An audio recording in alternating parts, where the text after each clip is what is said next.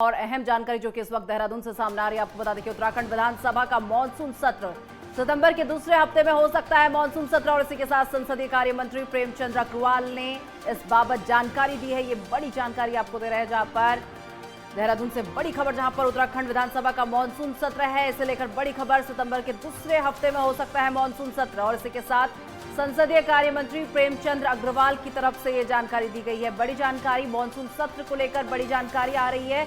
और इसी के साथ सितंबर के दूसरे हफ्ते में मॉनसून सत्र की शुरुआत हो सकती है।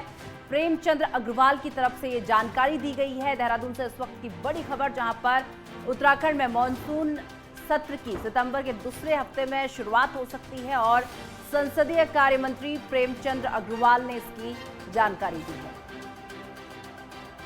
तो मॉनसून सत्र को लेकर बड़ी जानकारी, जहां पर सितंबर के दूसरे हफ्ते में इसकी शुरुआत हो सकती है। संसदीय कार्य मंत्री प्रेमचंद अग्रवाल की तरफ से जानकारी दी गई है।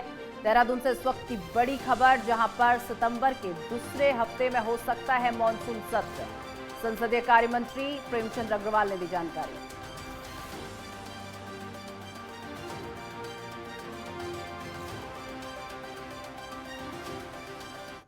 इस खबर में तमाम जानकारी के लिए हमारे सहयोगी ज्ञानेंद्र तिवारी इस वक्त देहरादून से हमारे साथ जुड़ चुके हैं। ज्ञानेंद्र, अगर मॉनसून सत्र को लेकर बात कर ली जाए, कहा जा रहा है कि सितंबर के दूसरे हफ्ते में मॉनसून सत्र की शुरुआत हो सकती है, और क्या जानकारी निकलकर सामने आ रही है ज्ञानेंद्र? बिल्कुल, देखा जाए कहीं ना कहीं राज्य के अंदर मानसून सत्र को लेकर कहीं ना कहीं सरगर्मियां तेज होती हुई नजर आ रही है। जो संसदीय कार्य मंत्री हैं उनकी तरफ से ये बात कही गई है कि सितंबर के दूसरे सप्ताह में मानसून सत्र का जो आगाज़ है वो किया जा सकता है। संभावनाएं जताई जा रही हैं कि 16 सितंबर से मानसून सत्र उत्तराखंड में होने वाला है और इसको लेके विभागों को तैयारी करने को लेके कह दिया गया है कि सभी जो विभाग हैं अपनी जो तैयारियां हैं वो शुरू कर दें। ऐसे में देखा जाए तो इस बार का जो मानसून सत्र होगा, इस बार का जो सत्र है वो पूर्ण रूप से देहरादून में होने की पूर्ण रूप से संभावना है। देहरादून जो विधानसभा है वहाँ ये सत्र का आयोजन होने वाला है। और ख़ास तौर पे अगर हम देखें तो विशेष तौर पे कई ऐसे कानून इस सदन के पटल पे रखे जाएंगे जो लंबे समय से राज्य के अंदर सरकार उस पर कवायद कर रही है। अगर हम देखें तो मुख्यमंत्री ने अभी हालिया ये जिक्र किया है भू कानून को लेके, क्योंकि भू कानून को लेके जिस तरीके से विपक्ष ने कई सारे जो सवाल हैं सरकार पे खड़े किए, और हमने देखा कि कई सामाजिक संगठनों ने कल भू कानून को लेके मुख्यमंत्री आवास का कूच भी किया। ऐसे में भू कानून को लेके लगातार भाजपा सरकार और पार्टी अपना जो रुख है वो स्पष्ट करती हुई नजर आ रही है, चाहे वो भाजपा के प्रदेश अध्यक्ष हों या फिर जो मुखिया हैं सरकार के पुष्कर सिंह धामी, वो अपना रुख स्पष्ट कर रहे हैं। तो ये तय माना जा रहा है कि इस बार का जो मानसून सत्र है इसमें भू कानून का जो अध्यादेश है सरकार लाने जा रही है, और ऐसे में राज्यवासियों को एक सशक्त कानून भू कानून के रूप में उत्तराखंड के अंदर देने जा रही है। ये तय होता हुआ नजर आ रहा है। इसके अलावा अगर हम देखें तो इस सत्र में कई ऐसे जो विशेष कहीं ना कहीं मुद्दे होने वाले हैं जो सरकार को विपक्ष की तरफ से घेरने के लिए कहीं ना कहीं काफी भारी पड़ने वाले हैं। अगर हम देखें विपक्ष की जो तैयारी है, कुल मिलाकर कितना हंगामेदार रहने वाला है इस बार का मॉनसून सत्र? ज्ञानेंद्र, इस बार का मॉनसून सत्र कुल मिलाकर कितना हंगामेदार देखा जा सकता है? बिल्कुल, कुल मिला के विपक्ष ने जो रणनीतियां तय की हैं, अगर हम देखें प्रदेश में मौजूदा समय में मानसून का सीजन है, और ऐसे में जिस प्रकार से हरिद्वार, देहरादून समेत उधम सिंह नगर और नैनीताल और पहाड़ी जनपदों में भी जो बरसात का कहर जारी है, कई लोगों की जो मौत है बरसात में की वजह से हो चुकी है, बारिश और लैंडस्लाइड की वजह से हो चुकी है, और तकरीबन सैकड़ों सड़कें अभी भी बाधित हैं।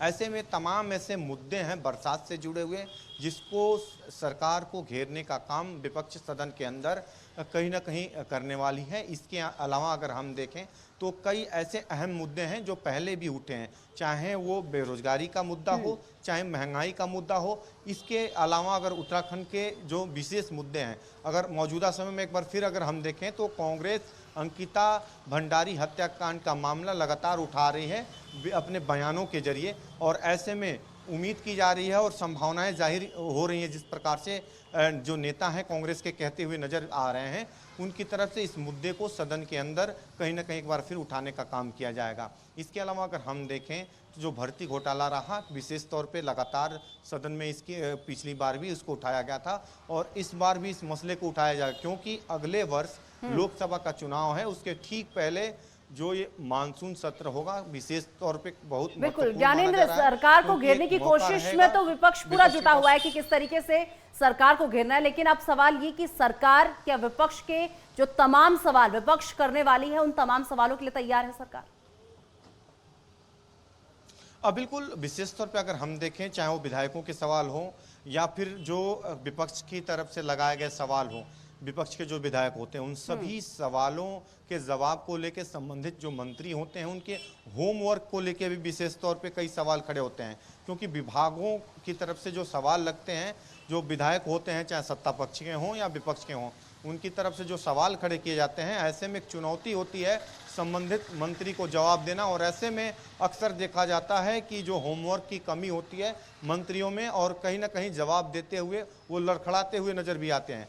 ऐसे में कई ऐसे ज्वलंत मुद्दे सदन के अंदर अगर गूंजेंगे तो संसदीय कार्य मंत्री और संबंधित जो मंत्री होंगे उनको कहीं ना कहीं जवाब देने के लिए पूर्ण जो मजबूती है वो लेने की आवश्यकता होगी। कहीं ना कहीं जो मुद्दे हैं वो महत्वपूर्ण हैं और ऐसे में ज्वलंत मुद्दे हैं, क्योंकि लंबे समय से इस मुद्दों पे प्रदेश में राजनीति हो रही है।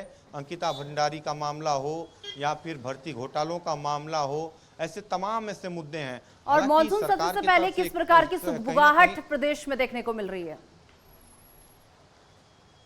बिल्कुल, देखा जाए जिस तरीके से सरकार की जो कोशिश है भू कानून को लेके और कई ऐसे सख्त कानूनों को लेके, कहीं ना कहीं एक माहौल कहीं ना कहीं बदलने की कोशिश की जा रही है। अगर हम देखें यूनिफॉर्म सिविल कोड को देख लें, ये पूरा एक कोशिश है राज्य के अंदर कहीं ना कहीं माहौल को एक बदलने की कोशिश है। भाजपा पूरी कोशिश कर रही है इन कानूनों को जरिए जनता के कहीं ना कहीं आकर्षित करने की कोशिश है जनता को, और इन्हीं कोशिशों में लगी हुई है। विशेष तौर पे फोकस यही है और उम्मीद की जा रही है कि इन तमाम मुद्दों को इस सदन के पटल पर जो रखने का काम है वो इस बार जो सरकार है भाजपा की वो करने वाली है।